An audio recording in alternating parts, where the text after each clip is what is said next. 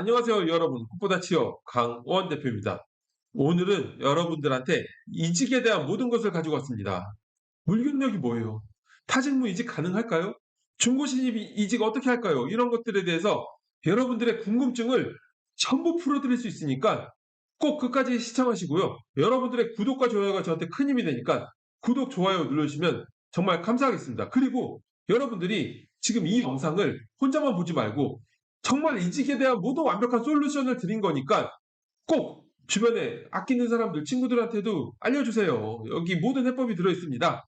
자, 그러면 이제 본론을 보도록 할게요. 자, 첫 번째, 이직이 어려워지는 물경력에 대해서 말씀드릴게요. 물경력이 뭐예요?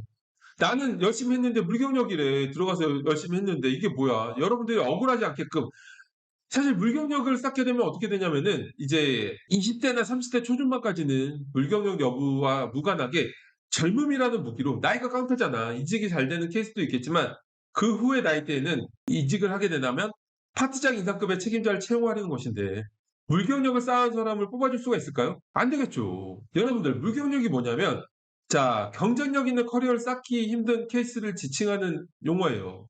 그래서 물경력이란 게 구체적으로 어떤 상황을 지칭하는 것인지 내가 물경력이 되지 않기 위해서 커리어 단추를 어떻게 이제 잠궈 가야 되는지에 대해서 관련된 케이스들을 살펴보도록 하겠습니다. 먼저 물경력 첫 번째 관리 대응 업무예요. 신입으로 들어가서 단순 반복 업무만 하는 것이 물경력이라는 개념으로 이어지지는 않아요. 나 반복 업무만 하는데 물경력 아냐? 이게 아니고요. 자, 만약에 안정적인 시스템으로 운영되는 조직이라면 당연히 갓 입사하여 경험이 부족한 신입에게는 큰 권한을 주는 업무보다는 단순 반복 업무를 지시하게 되는 경우가 많아요. 다만 단순 반복 업무 사이에서 서서히 그러한 업무 플로우가 단단해지고 영역을 넓혀 나가면서 전문성으로 굳혀져야 되는데 그렇지 못한 경우들이 있어요. 바로 관리 대응 업무가 업무 내용이 주가 될 때예요. 그때그때 발생하는 특정 상황들을 관리 대응하는 업무에 어떠한 전문성이 쌓일 수 있을까요?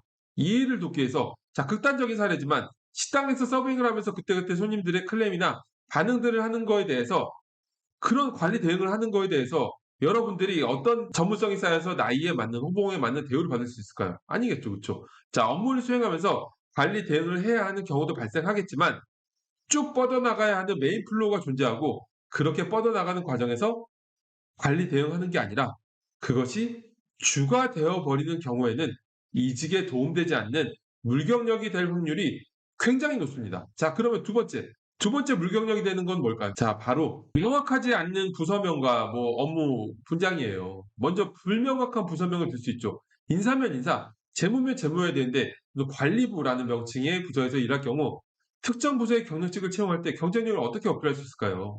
전통적인 네이밍의 업무가 명확히 구분된 부서가 아닌 경우에는 그 자체만으로 물경력으로 받아들여질 가능성이 매우 높습니다. 또한 명확하지 않은 업무 분장으로 이것저것 다양한 업무들을 수행한 경우에는 특정 업무에 대한 전문성을 어필하기가 굉장히 힘들겠죠. 자, 물경력 정리를 해드리면은 현재 본인이 쌓아나가고 있는 커리어가 소위 물경력에 해당될 수 있는 상황이라면 더 늦기 전에 방향성을 바로 잡는 도전이 필요할 수도 있겠죠.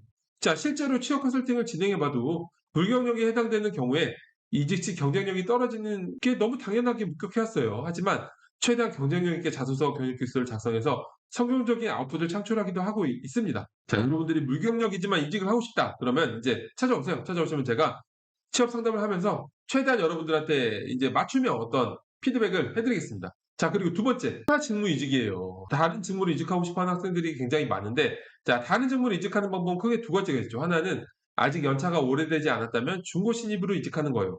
이 경우에는 어때요? 신입 채용에서 메리트가 있는 나이라면 당연히 도전할 수 있겠죠. 하지만 경력직으로 다른 직무로 이직하는 것도 가능할까요?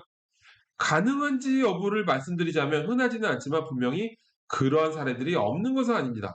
다만 해당 경우에는 경력직에게 거는 기대감에 비해 처음 수행해 보는 업무라서 이제 미치지 못하는 상황이 많아 업무에 대한 부담감이 커질 수가 있는 단점이 있겠죠. 자, 그럼 타직무 이직의 장단점은 무엇일까요?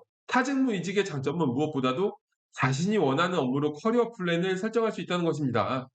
어느 정도 시기가 지나버리면 평생 한 가지 직무 커리어로 방향이 잡힐 텐데 그 전에 원하는 직무로의 도전은 분명 중요한 부분일 겁니다. 다만 타직무 이직의 치명적인 단점은 잘못하게 되면 앞으로 경력직 이직에 커리어가 막히게 되는 거예요. 일반적으로 경력직 이직 기준은 3년간의 경력을 요합니다. 근데 만약에 30살에 2년 차인 사원이 타 직무로 이직을 했는데 1년 반을 일하고 그만두게 되면 어떻게 될까요? 총 경력은 3년 이상이 되지만 어느 직무 하나도 3년 이상의 경험을 채우지 못하였기에 경력직 이직도 매일 어려워지고 32살의 나이에 신입 채용에서도 자소서가 읽히지도 못하고 필터링되는 경우가 많을 거예요. 결국 30대 초반의 나이에 사기업 커리어가 완전히 막히게 되는 매우 불행한 순간이 찾아오게 됩니다. 자, 상담에 찾아오는 학생들 중에서도 이러한 경우를 종종 보았고 정말 저도 컨설팅을 진행하면서도 어려운 이직 준비를 하게 돼요. 결국 개개인에 따라서는 사직무 이직이 정말로 절실하게 필요하게 되는 경우가 있어요. 하지만 어느 정도 나이가 있는 상황에서 타직무를 이직하게 된다면 변경한 직무로는 무슨 일이 있어도 3년 이상을 채울 자신이 있어야 돼요. 그게 없으면 무조건 지금 현재 하고 있는 업무에 집중하세요. 그게 본인의 장기적인 커리어 플랜에 유리할 거예요. 유리한 정도가 아니라 이거 이직했다가 이제 그 직무를 3년 이상 못 채우면 여러분들이 이제 갈 데 없어요. 이러한 상황을 방지하기 위해서 처음 직무를 선택할 때 신중하게 직무를 정하고 취준하는 것이 필요할 거예요. 마지막 중고 신입 취업에 유리한 거요. 자, 이거 여러분들 잘 들으세요. 중고 신입 이거 묻는 친구도 굉장히 많은데 중고 신입이 이제 양날의 검이다라고 얘기하는 사람들이 있어요. 그런 사람들은 취업에 대해 모르는 사람들이에요. 걸르면 돼요.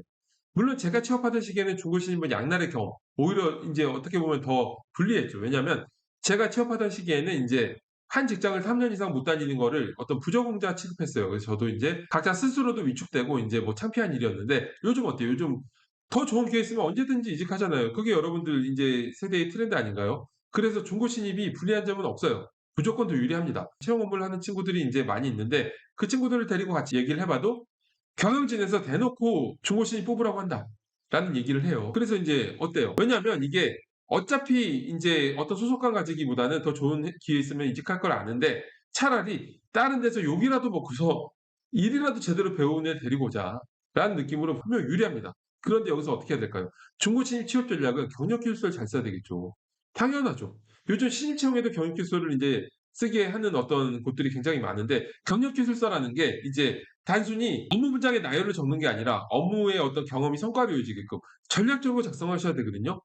여러분들이 진짜 잘 쓴 경력 기술서를 보고 싶다 싶으신 분들은 상담 찾아오세요. 상담 찾아오시면 "세상에 이렇게 쓴 경력 기술서도 있어."라는 모습을 보여드릴게요. 오늘 여러분들 인제 이직 얘기, 중고 신입 얘기 이런 얘기를 했는데 모두 마찬가지로 자소서 경력 기술서 정말 잘 써야 돼요. 진짜 잘 쓴 자소서 경력 기술서를 보고 싶으시면 상담 찾아오시면 제가 보여드리면서 깜짝 놀라게끔 해 드릴 거고 그리고 상담 찾아오시면은 여러분들이 취업 전략 설정, 직무 설정, 취업 방향성 설정, 지금 내 자소서가 얼마나 형편없는지에 대한 평가 그리고 여러분들이 어떻게 타겟팅을 해야 되는지 취업에 있어서 그런 것들도 완벽하게 설명드릴 테니까 직접 마주하면서 얘기할 수 있는 시간이었으면 좋겠습니다. 저는 이걸로 오늘 이직에 대한 모든 거 마쳤습니다. 구독, 좋아요 꼭 눌러주시고 여러분들 주변에 정말로 아끼는 지인이 있다면 이 영상만한 퀄리티 영상 없어요. 내용 면에 있어서. 그렇기 때문에 꼭 같이 볼 수 있는 어떤 그런 배려가 있으면 좋겠어요. 자, 여러분들 오늘 감사합니다.